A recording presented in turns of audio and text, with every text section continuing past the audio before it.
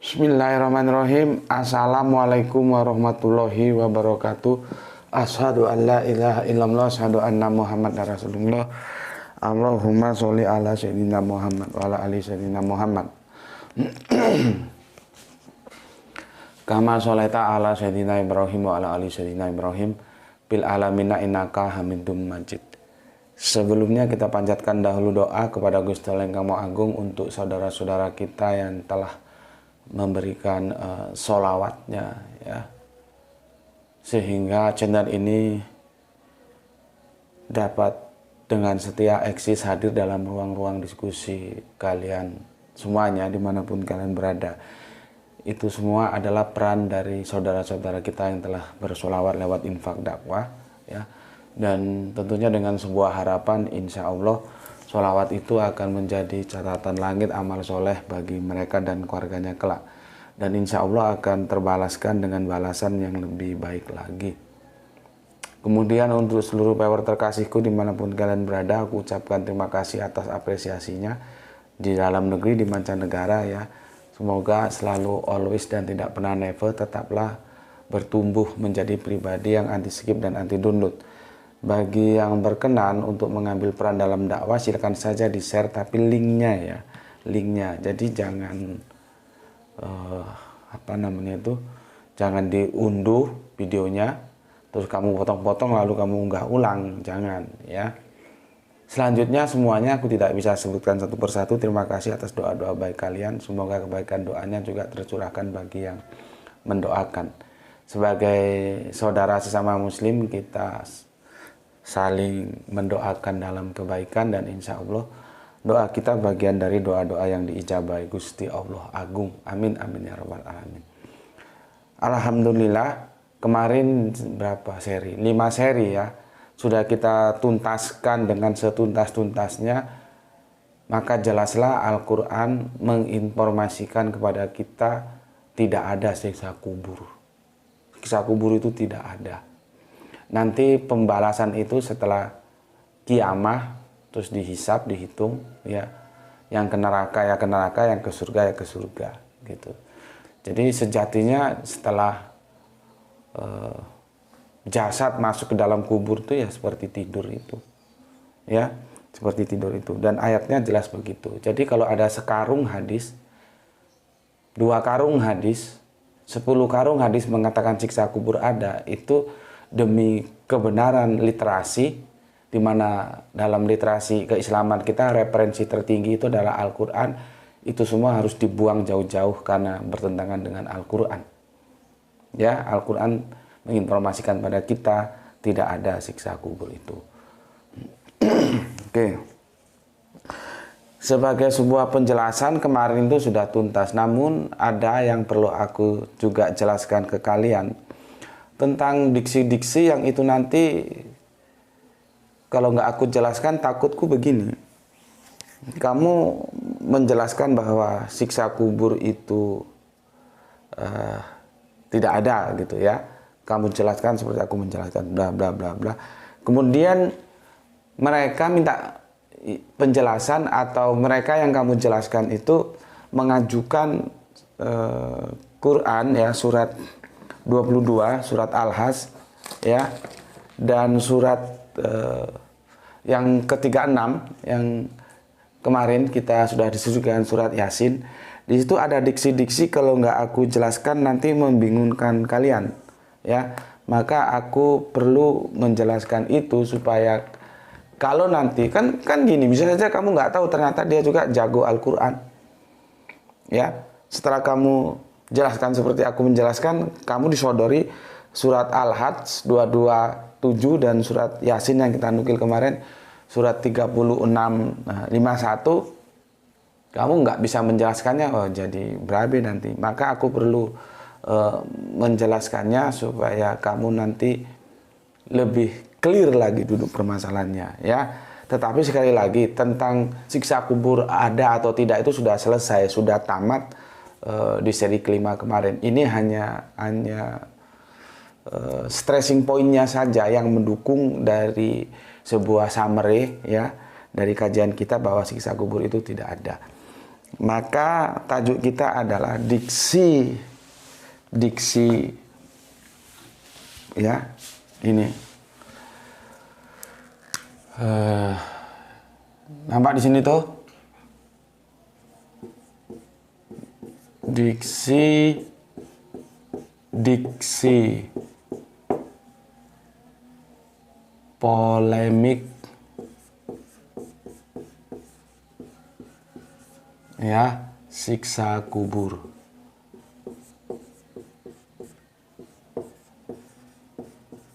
Jadi ini nanti jadikan satu anu tuh ya, satu playlist ya, kasih gini tuh. Terus nanti ini Quran surat Al-Hajj,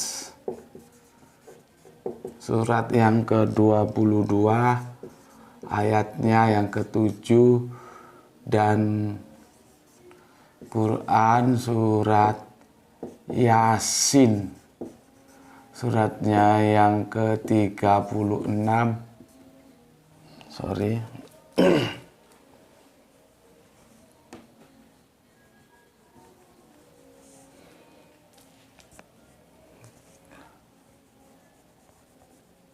Ya harus basah supaya bisa bersih.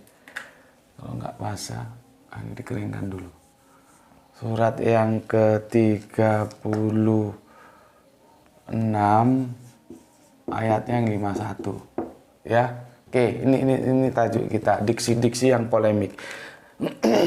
Aku ulangi lagi sehingga kalau diksi ini diajukan ke kamu, kamu bisa menjelaskan, ya.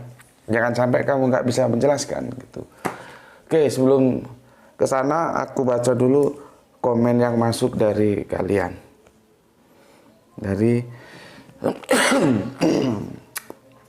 yang kemarin ya.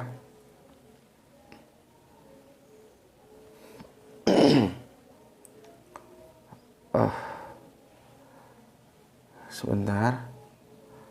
Seri 5 tamat.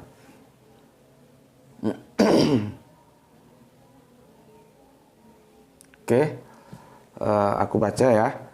Pertama dari Kang Anto Double Shop, Indramayu hadir, salam Isra, Islam rasional selalu share, alhamdulillah ya. Matur nuwun untuk Kang Anto Double Shop, semoga bisa menjadi contoh bagi teman-teman yang lain untuk ikut men-share link-link kajian ya, linknya ya, jangan diunduh, dipotong-potong lalu nggak ulang. Atur nuhun, terima kasih untuk Kang Mas Anto Double Shop yang ada di Indramayu ini. Apakah lebih dekat ke Jawa apa ke Sunda ya, Indramayu ini? Oke. Selanjutnya dari Kang Anto Double Shop kita ke Bu Ne. Assalamualaikum, waalaikumsalam warahmatullahi wabarakatuh. Semoga lancar ibadah puasanya untuk sahabat-sahabat semua di channel ini. Selalu mantap ilmu yang disuguhkan dan terima kasih penjelasannya tentang tidur dalam kubur sebelum dibangkitkan lagi.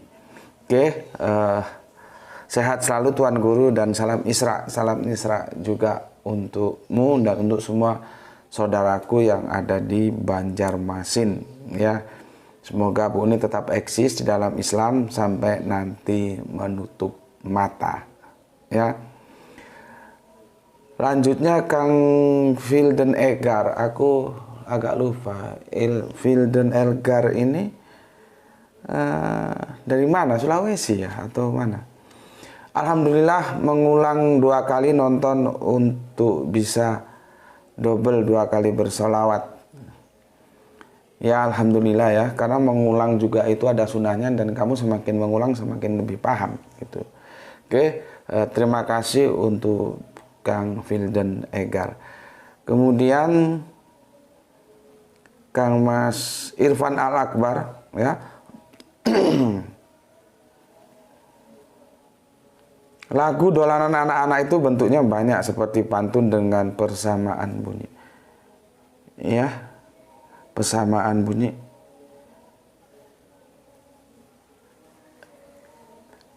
Yang akhir kata atau dalam bentuk sanjak, maksudnya begitu ini ya. Tak gentulu lupa wong mati ora opah yen opah medeni bocah yen urip golek duit. Jadi tak gentulu lupa itu nggak bermakna ya. Di akhir kalimat dia mencari ujungnya yang sama ya, kalau sajak kan begitu. Jadi orang mati itu tidak bergerak, kalau bergerak menakutin anak-anak ya, kalau hidup dia mencari duit, gitulah ya kira-kira. Terima kasih untuk Kang Mas Irfan Al-Akbar yang telah menerjemahkan. Kemudian Abah Komarudin, kumaha pawartosna bah. Assalamualaikum, waalaikumsalam warahmatullahi wabarakatuh. Bandung hadir menyimak kajian setelah 2 jam di udara. Salam Isra, semoga Allah Subhanahu wa taala memberikan rezeki yang barokah serta kesehatan yang prima. Saya haturkan banyak terima kasih atas kajian yang lain daripada yang lain. Nah, ini kalau lain daripada yang lain itu substansinya lah ya, bukan terjemahan tekstualnya. Itu Kang Mas Samsul Yatim menggunakan bahasa Jawa itu ora ono tunggale. Tapi kalau ora ono tunggale itu diterjemahkan secara tekstual, bukan lain daripada yang lain gitu. Nah, inilah sebetulnya bahasa itu nggak bisa diterjemahkan, bisanya itu substansinya yang kita pahami gitu ya. Jadi substansi dari kajian lain daripada yang lain itu ya ora ono tunggale itu substansinya, tapi ora ono tunggale kalau diterjemahkan per kata itu bukan lain daripada yang lain. Itu. Begitu juga bahasa apapun, Al-Quran juga sebetulnya begitu. Makanya kalau dia diterjemahkan per teks, jadi kadang-kadang, bukan kadang-kadang, sering kacau justru. Maka kita perlu membaca satu perikop sehingga kita tahu substansinya. Yang bisa itu substansinya kita ekstrak. Sorry. Ada gangguan apa? Kata orang Jawa, keselalah pun ya. Jadi kalau diterjemahkan memang sebetulnya semua bahasa itu tidak bisa ya. Tapi substansinya yang kita ambil. Terima kasih atas kajian yang lain daripada yang lain. Subhanallah, ternyata siksa kubur itu tidak diinformasikan dalam Al-Quran. Atur nuhun Gus, atur nuhun sami-sami Pak, atur nuhun sadayana. Bukan kan Pak ya, aku pertegas ya, bukannya siksa kubur itu tidak diinformasikan dalam Al-Quran, bukan begitu. Itu masih ngambang bahwa Al-Quran mengatakan siksa kubur itu tidak ada. Nah, itu lebih tegas gitu ya, lebih tegas. Oke, dari Bandung kita ke Gispati Soleha kita ya. Alhamdulillah hadir dan pasang otak Tuan Guru. Betul dalam Al-Quran tidak ada siksa kubur. Jadi setelah kita mati kita hanya tertidur lelap dalam kubur, tidak dikebukin seperti yang mainstream pahami, karena terjerat oleh hadis yang tidak didukung oleh Al-Quran. Betul. Dan akhirnya runtuh karena bertentangan dengan informasi Al-Quran. Salam Isra semua saudara-saudaraku. Salam Isra juga untukmu, untuk saudaraku yang ada di Palu ya, untuk Gispati ya. Salam Isra semuanya. Dan mantap kau punya otak ya, dan silahkan dibagikan kepada yang lain, didakwahkan. Kalaupun belum siap tampil di publik, setidaknya kepada keluarga dulu, nanti ke teman, ke lingkungan jauh, lalu ke publik ya. Terima kasih atas tanggapannya yang aku kira kamu sudah cukup paham ya, otaknya benar-benar dipasang oleh Gispati ini. Oke, terima kasih. Kita lanjutkan ke Kang Sahran Gipari menyemak setelah 2 jam tajang di pagi hari yang cerah ini. Oke, atur nuhun untuk Kang Sahran Gipari yang ada di Bandung Selatan. Kita lanjutkan ke Kang Jamuri-muri. Nyimak Gus, mantap, sepakat. Musim gugur dongeng. Dongengnya gugur. Adanya siksa kubur berubah menjadi tidur panjang ya. Di dalam kubur nunggu dibangunkan untuk diperhitungkan ya, janah atau nar. Iya. Kiamah nanti dia ya. Oke. Matur nuwun Kang Jamuri-muri ya. Kemudian Kang Julianto Anto. Alhamdulillah Cirebon hadir Gus, salam Isra juga untukmu, untuk saudaraku semua yang ada di Cirebon. Kita lanjutkan Kang Abdul Muluk. Assalamualaikum Gus. Waalaikumsalam. Dari Serdang nyimak kajian seri kelima. Terima kasih juga sama-sama ya. Salam Isra untukmu. Kang Ari Prasetyo, Assalamualaikum. Batam hadir guru nyimak seri kelima. Salam Isra. Salam Isra juga untuk semua saudaraku yang ada di Batam. Kemudian Kang Mas Wahyu 72. Assalamualaikum. Brebes hadir nyimak Gus. Salam Isra. Salam Isra juga untuk semua saudaraku yang ada di Brebes. Kemudian Bapak kita Kopi Mania Randu Belatung, Bapak Burhanuddin Harahap. Salam sehat Gus. Salam Isra. Salam Isra juga untukmu Bapak ya. Kita lanjutkan ke siapa ini? Kang Mas Hutau. Assalamualaikum. Waalaikumsalam dari Maros. Salam Isra untuk saudara-saudara muslimku yang ada di Maros. Kita lanjutkan terbang kembali ke Pasundan. Ya, Kang Hermanana Tawijaya, atur nuhun Kang. Salam Isra. Kita lanjutkan Kang Wahyudi Supriyatno. Ini baru pertama kali komen ya Kang Wahyudi ya. Memang agak membingungkan kalau ada siksa kubur, siksa untuk ruh atau untuk jiwa. Nah, itu yang jadi masalah ya. Dibangkitkan kiamah ruh plus jasad. Berarti ada potongan hukuman disiksa dalam akhirat, alam akhirat gitu. Ya. Membingungkan. Aku kasih contoh begini, yang lebih dulu mati yang mampus digebukin terus karena dia harus menunggu lebih panjang daripada yang mati kemudian.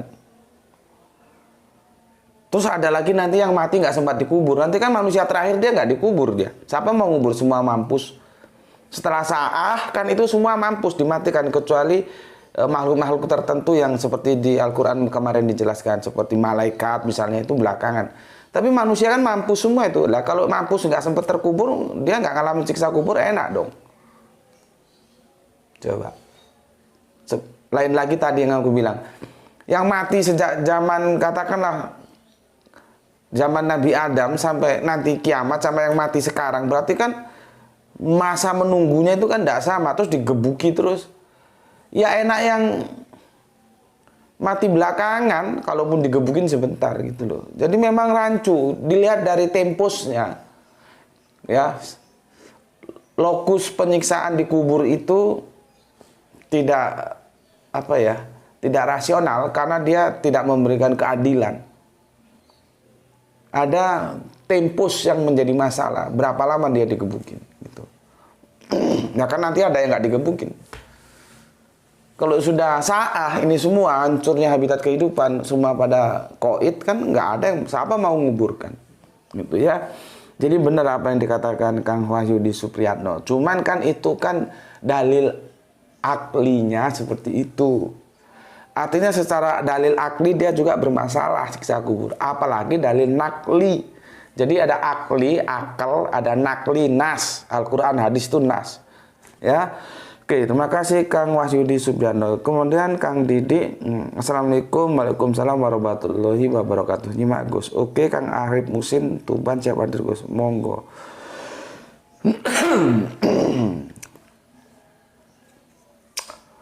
Assalamualaikum. Waalaikumsalam. Gus, dalam tidur itu ada mimpi yang indah dan mimpi yang buruk yang bisa dirasa. Gini aja lah, gue potong. Pak, di mimpi tidur itu kan perumpamaan, Pak.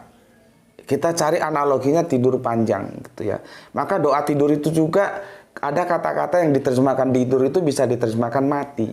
Jangan dipahami terlalu sederhana seolah-olah sama. Jadi tidur di alam kubur itu nggak ada mimpi, Pak. Ya? Nggak ada mimpi, itu hanya sebuah analogi saja. Karena kan itu gaib, Pak. Kita semua belum sampai ke sana, itu masih menjadi fiction, bukan fiktif loh ya. Fiction itu waktunya belum sampai. Supaya kita bisa dapat gambarannya, maka dianalogikan dengan tidur. Tapi jangan terus seperti kita tidur di dunia ini ada mimpi. Di sana nggak ada mimpi, Pak. Ya, jadi nggak usah kemana-mana. Begitu juga tentang surga neraka itu kan sampai kita kan Al-Quran bilang mesti awalnya misalan. Misalan itu artinya perumpamaan. Nggak seperti itu sebetulnya surga. Seperti apa ya kita nggak tahu, kita masih fiction kok, kita belum sampai ke sana gitu. Neraka juga itu begitu. Jadi untuk hal-hal yang gaib itu jangan melampaui Al-Quran, jangan melampaui hadis. Makanya kan aku bilang siksa kubur itu gaib, kita belum sampai ke sana. Terus Kanjeng Nabi Isa turun lagi itu gaib. Bagaimana Rasul akan menerima ribuan tahun nanti turun lagi itu gaib. Maka apapun yang gaib itu harus dapat dukungan dari firman yang Maha Tahu itu. Kalau nggak ada dukungannya dibuang saja, itu dongeng itu. Gitu lah ya. Jadi jangan kita terus mengatakan bahwa itu seolah-olah sama seperti yang kita katakan sekarang ini. Enggak. Jadi di sana nggak ada main mimpi-mimpian, nggak ada. Baik mimpi basah, mimpi kering nggak ada. Ya sudah, tidur-tidur itu. Kan ayatnya kemarin kan sudah jelas. Mereka terbangun, loh siapa ini ganggu orang tidur, kira-kira begitulah ya. Oke, itu Pak Ponidi Raharjo. Kemudian Lenovo kulo nyimak Gus. Ini si Kediri ini, nggak tahu cewek apa cowok ini.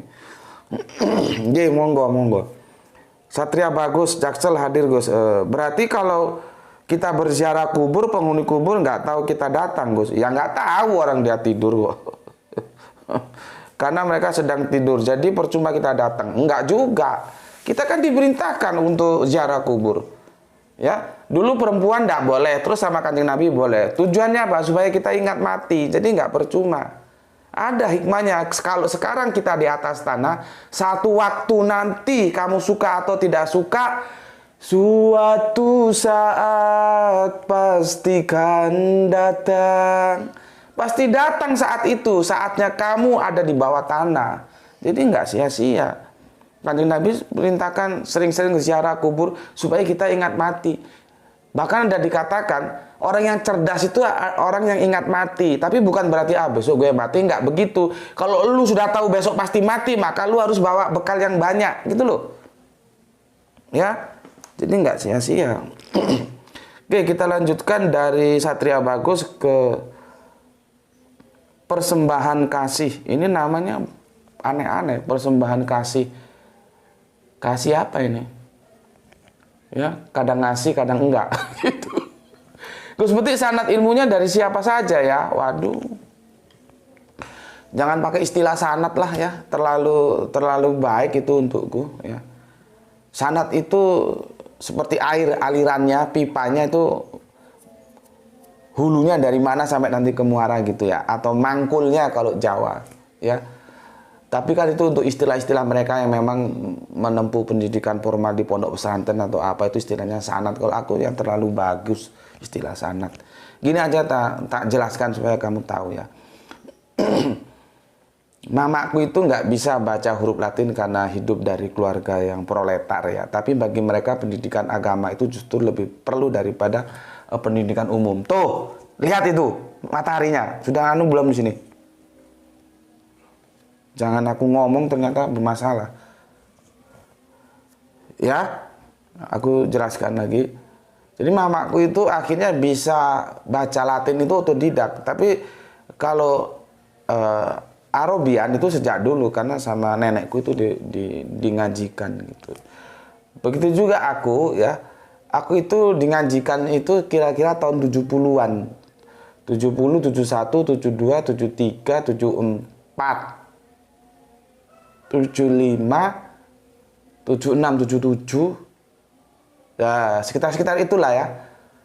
Dari 70 ke 76 sekitar itu ya. Kan aku sudah pernah cerita, mungkin kamu belum tahu ya, kamu baru di sini. Aku itu ngaji kampung dan guru pertamaku dulu ada namanya PGA. Kalau sekarang kan kebanyakan ngomong aja sekarang. Akhirnya ya kembali dengan istilah SMK gitu. Padahal ya sama itu aja, cuma namanya digonta-ganti, apa juga substansinya nggak ada. Sama aja plat itu, cuma ganti warna. Dulu plat hitam, sekarang plat jadi warna putih. Substansinya itu loh, opo. Apakah itu memberikan pelayanan baik untuk masyarakat, untuk rakyat? Kan nggak, orang ganti warna aja kok. Aku kadang-kadang yang enggak itu loh diurus-urus gitu loh. Sama pendidikan. Dulu itu ada khusus mau SM ekonomi, ada SMAP.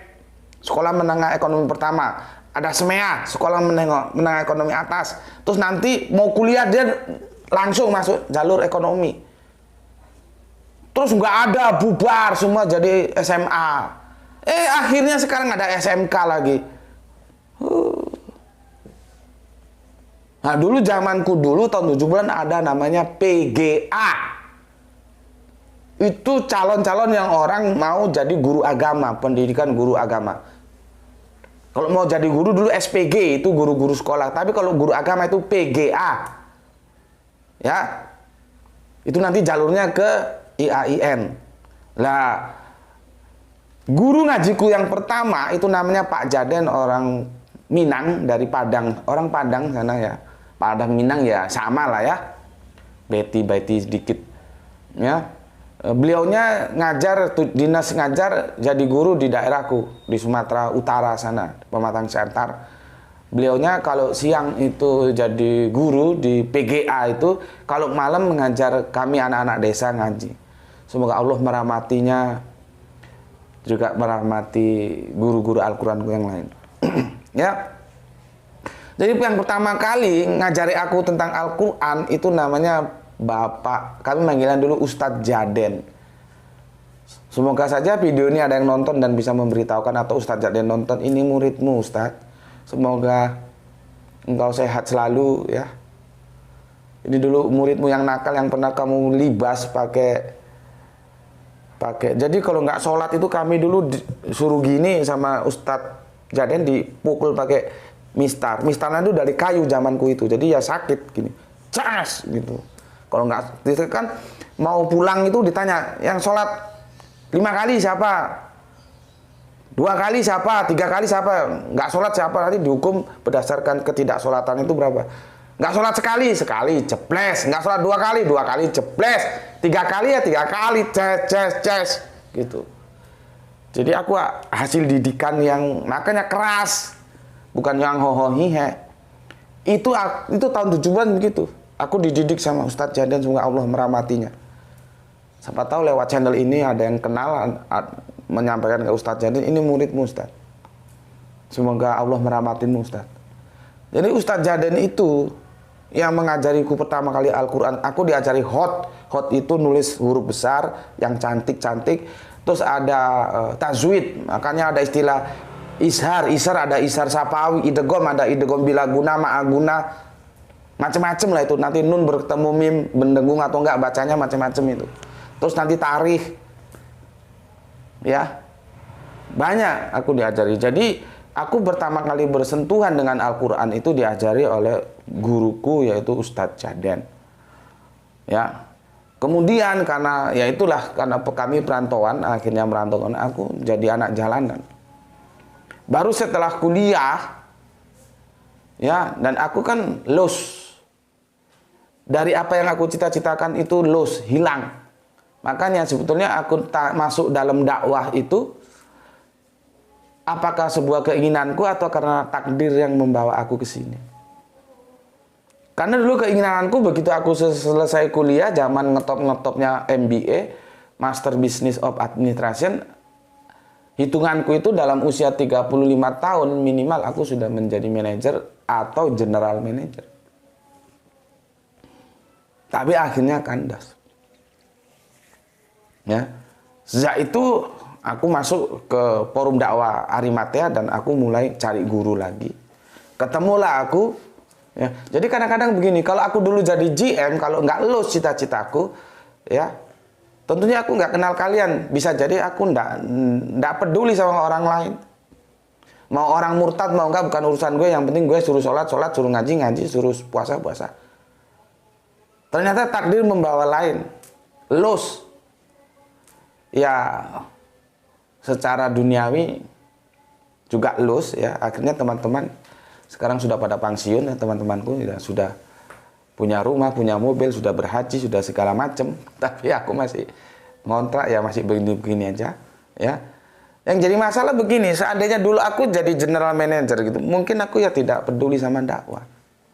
Makanya aku bilang takdir membawaku ke sini. Gitu loh. Kan boleh jadi kita harus fair dong. Boleh jadi kalau misalkan aku jadi general manager, aku nggak peduli sama umat. Kan itu. Nah, ketika aku masuk dunia pertarungan, karena memang dari dulu aku suka Ghosul Fikr. Masuk ke forum dakwah Arimatea, di sana diskusinya lintas iman. Nah, aku belajar Al-Quran. Aku belajar Bible. Nah, aku cerita yang Al-Quran saja. Ketemulah aku dengan guru Al-Quranku, Ustadz Husnul Hadi. Ya, aku manggilnya Gus Husnul. Semoga Allah merahmati tidur panjangnya. Ya, beliau dalam usia yang relatif sangat muda, Allah telah memanggilnya sebagai nafsun mutmainah hirji. Ya, dari Ustadz Husnul Hadi ini ngaji jalanan semua ini. Ya, terus aku ngaji lagi sama Gus Panani yang almarhum juga, semoga Allah merahmati tidur panjangnya. Ya, dari sini aku ngaji lagi ke Ustadz Hendi atau Gus Hendi, semoga Allah memberikan kesehatan kepada beliau dan pulih kembali karena ada sedikit gangguan kesehatan. Ya, dari sini aku diketemukan lagi sama Allah dengan Ustadz Ahmad Wahid yang aku manggilnya Cak Ahmad. Jadi ada berapa? Ada Ustadz Jaden, ada Gus Husnul, ada Gus Fanani, ada Gus Hendi, ada Cak Ahmad. Lima orang yang mewarnaiku tentang Al-Quran. Dan itu semuanya aku dapatkan di jalanan. Tapi kelimanya ini orang-orang yang super. Aku nggak mau berguru sama guru goblok untuk apa. Mending tak suruh pergi itu gurunya. Kalau aku cari guru mesti yang pintar.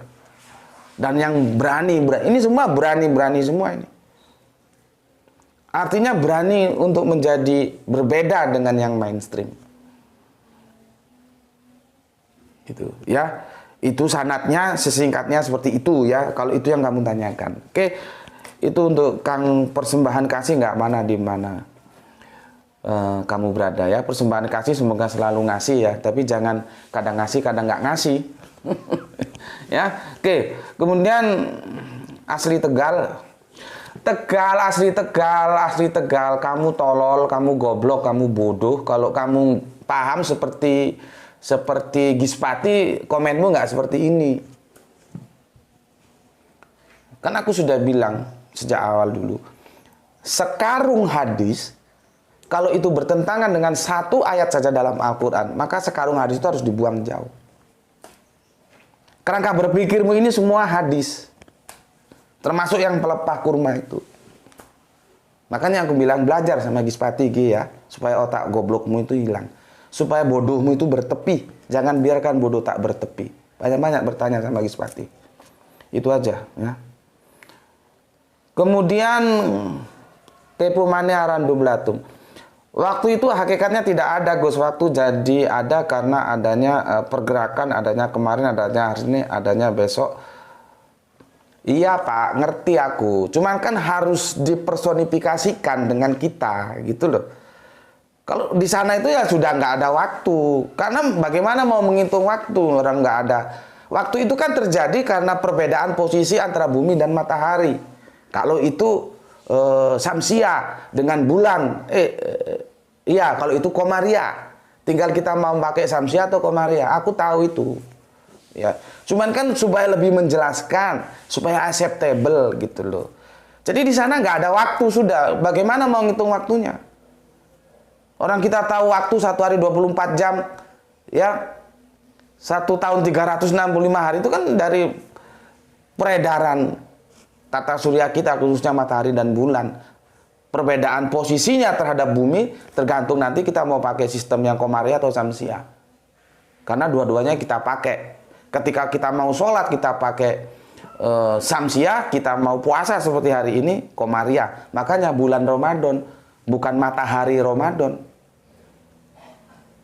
Makanya istri bapak, anak-anak perempuan bapak, tetangga-tetangga bapak yang perempuan jangan bilang datang bulan, itu goblok. Karena yang dilihat itu tanggal almanak.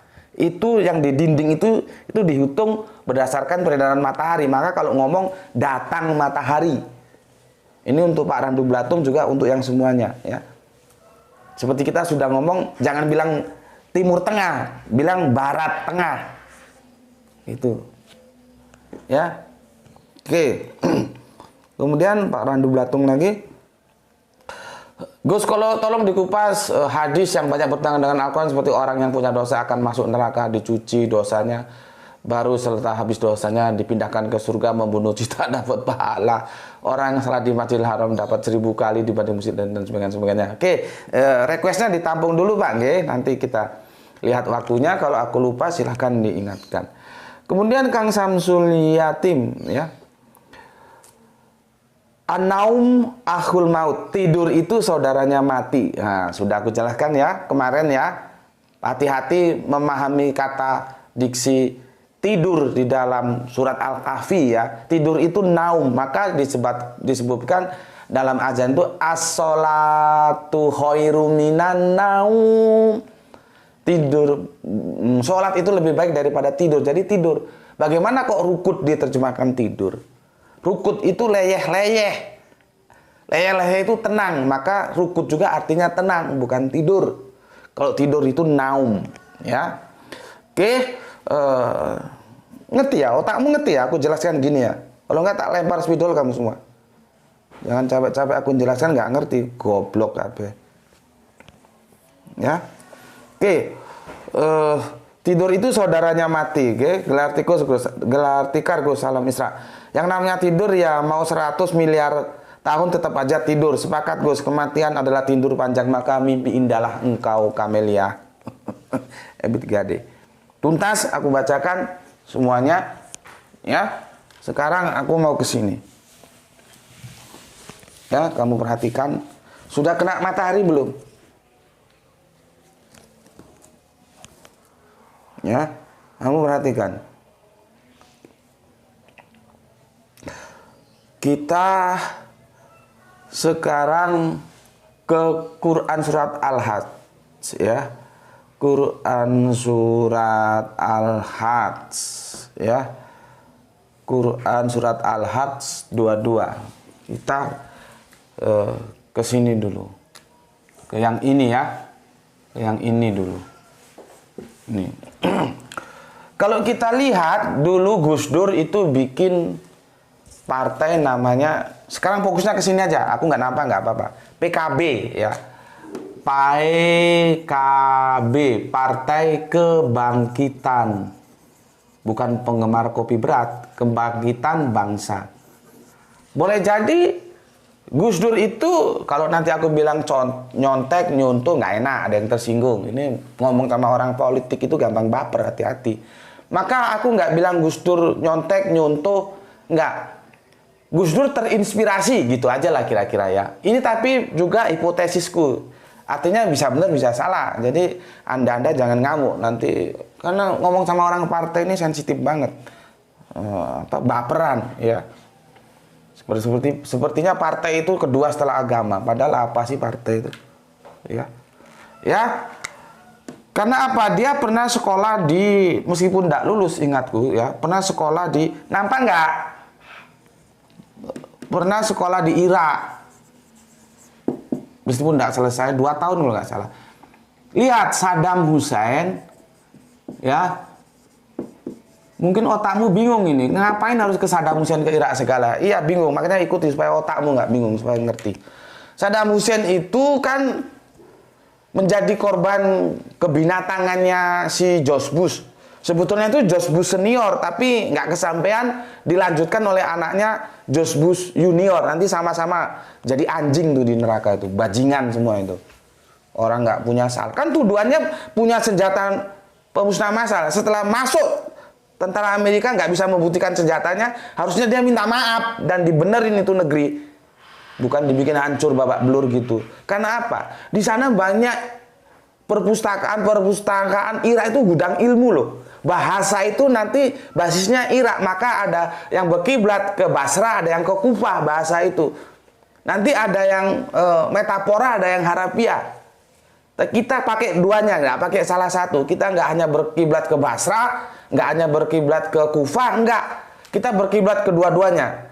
Yang metafora oke, yang harafiah oke, tinggal bagaimana narasinya, gitu ya.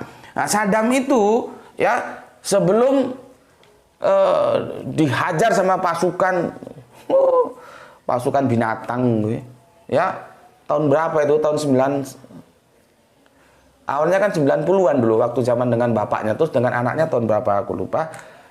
Terus dia subhanallah merahmati tidur panjangnya ya, dieksekusi gantung itu. Dia punya partai namanya Ba'ath. Partai Ba'ath. Ini di Irak nih. Kamu perhatikan, nggak ada guru jelasin seperti ini, nggak ada. Karena wawasannya cepat. Lu ngaji ke gue bawa terbang kemana-mana. Mau menjelasin ini aja, gue bawa lu ke politik. Ya, partai Ba'ath. Kemudian setelah Saddam Hussein, semoga Allah merahmati tidur panjangnya, karena Saddam Hussein pembelaannya terhadap Islam itu juga nggak tanggung-tanggung, ya. Cuman dia sebagaimana penguasa-penguasa Arab, lu ngomong apa aja boleh, tapi jangan ganggu kekuasaan gue. Mantunya aja dia hajar kok, dia bikin mati. Itu ciri-ciri penguasa Arab, gue perhatikan begitu. Ya, lu ngomong apa aja boleh, tapi jangan ganggu kekuasaan gue, gitu. Jadi Saddam itu memang otoriter, tapi dia memberikan kesejahteraan kepada seluruh rakyatnya. Tapi jangan usik kekuasaan dia sebagai presiden. Susu apa semua hasil minyak itu dibagi rata untuk kesejahteraan rakyatnya. Sekarang setelah Saddam Hussein diruntuhkan karena ada pengkhianatan dari dalam, hancur itu Irak. Gitu nggak jadi pelajaran bagi mereka yang ada di Libya. Hancur lagi. Itu hampir sama tipologinya dengan Irak. Dia kira setelah Gaddafi nggak ada lebih makmur, mampus kon. Sama seperti kita sekarang menjadi perenungan. Setelah Soeharto lengser, apakah kita menjadi lebih baik atau lebih buruk? Silakan saja kamu pikir, kamu punya otak kok. Kamu jawab sendiri. Ya, jadi gini-gini gue bukan nggak ngerti politik. Ya, oke, ke sini ada partai namanya Ba'ath. Kemudian setelah rezim ini runtuh, kalah perang, ada invasi. Sebetulnya yang invasi itu Amerika, tapi berbalik. Pasukan multinasional geblak. Ya. Akhirnya ini dibekukan atau dilarang. Apa arti Ba'ath ini? Kebangkitan. Kebangkitan. Itulah aku mengatakan, bisa jadi Gus Dur itu, nanti kalau aku bilang nyontek kan nggak enak. Aku bilang terinspirasi karena dia pernah studi di Irak. Terinspirasi dengan apa yang dilakukan Saddam Hussein. Semoga Allah merahmati tidur panjangnya. Gus Dur juga semoga Allah merahmati tidur panjangnya karena sudah sama-sama almarhum. Ya, bisa jadi terinspirasi ini, maka ketika dia pulang ke Indonesia kemudian reformasi, dia bikin partai PKB. Partai Kebangkitan Bangsa. Lah, kebangkitan ini bahasa Arabinya Ba'ath. Jelas? Ya, Ba'ath. Kenapa aku harus kritisi ini Ba'ath? Karena nanti kita akan berbicara kebangkitan. Ya. Yang namanya bangkit itu mesti dari terpuruk. Begitu. Bangun, kamu tanya, kalau dia baru bangun, berarti sebelum bangun dia pasti tidur. Gak mungkin orang ke pasar kamu bilang kamu bangun. Gak mungkin, kon goblok. Orang ke pasar kok kamu tanyain kamu bangun. Orang sudah ke pasar jalan-jalan kok bangun. Orang bisa dikatakan bangun, dia pasti sebelumnya dia tidur. Nampak ini tuh? Tahu ya, prinsip bahasanya tahu ya.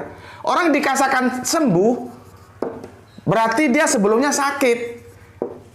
Kamu nggak mungkin tanya pada orang yang nggak sakit, pada orang sehat, kamu sudah sembuh ya? Ini orang ini gendeng apa orang sehat kok dibilang kamu sudah sembuh ya? Kecuali memang bulan kemarin, minggu kemarin dia sakit, maka kamu tanya, Oh, sudah ke pasar, kamu sudah sembuh ya? Nah, artinya kalau kamu mengatakan dia sembuh, pasti dia baru sakit. Kalau kamu katakan dia bangun, bangkit, berarti dia baru tidur. Paham? Karena nanti di sini kita menemukan diksi itu supaya kamu tidak bingung. Karena ada, jadi gini, kalau polisemi itu satu kata banyak makna. Contohnya rukut, bisa leyeh-leyeh, bisa tenang, bisa damai, bisa terlindungi. Itu rukut. Itu polisemi. Satu kata banyak makna. Kalau ini nanti kebalikannya. Banyak kata satu makna. Kalau kita biasanya ngomongnya kan Qiyaumul lail, bangkit tengah malam. Dia pakai yaum itu hari ya. Ya. Lail itu malam. Qiyam itu bangun, bangkit, qiyam. Nah, supaya kamu nanti tidak kacau ketika kamu dibawa ke sini, orang ternyata kan boleh jadi dia ngerti juga Al-Qur'an. Kamu dibawa sini, kamu bisa menjelaskan, "Loh, kenapa itu? Kok begitu?" Ya, kamu bisa menjelaskan apa itu sebentar. Apa itu qiyam ini? Duh, habis. Ya. Apa itu qiyam ini? Qiyam, apa ini yang ba'at ini? Ya. Sehingga kamu nggak dijadikan bulan-bulanan. Oke. Waktu juga yang memisahkan kita, karena waktunya nggak mau kompromi, aku harus antar bidadari kecilku sekolah, ya. Insya Allah besok kita lanjutkan. Jadi ini seri 1 lah ya. Seri 1 tuh ya. Ini seri 1. Ya. Setidaknya kamu sudah ada gambaran sebuah diksi ba'at. Ya. Oke. Pesan dari aku, jaga Allah, jaga Kanjeng Nabi, jaga Al-Quran, jaga sholatmu, jaga Islammu, menjadi bingkai keimananmu yang paling dalam. Tetapi jangan lupa tetap memberi hormat kepada saudara-saudara kita yang memilih jalan lain, karena mereka tetap juga saudara kita. Ya, berikutnya semoga kita mendapatkan keberuntungan, yaitu rezeki yang barokah dan kesehatan yang prima. Ya, karena situasinya nggak kondusif ya, matahari sudah mulai menampakkan senyumnya.